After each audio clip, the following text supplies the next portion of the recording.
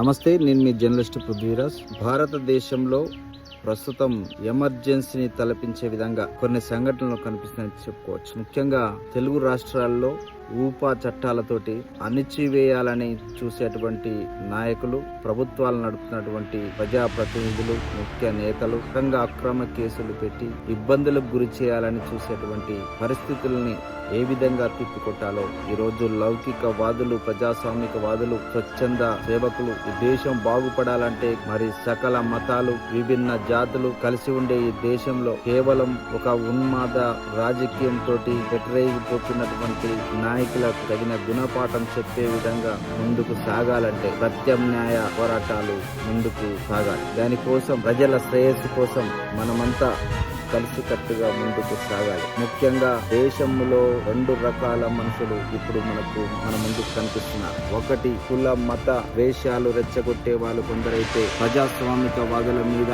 పెట్టరేగిపోతూ వారిపై ఊపా చట్టాలు ప్రయోగిస్తూ అక్రమ అరెస్టులు చేస్తూ తప్పుడు కేసులు బనాయిస్తూ ఇబ్బందులకు గురి చేస్తూ కుటుంబాలను చెల్లాచెదురు చేసి శునకానందం పొందుతున్నటువంటి అపర మేధావులను తిప్పికొట్టాలంటే ఇకపై ముందుకు సాగాలి ప్రజాస్వామిక వాదులు. జై తెలంగాణ, జై భారత్.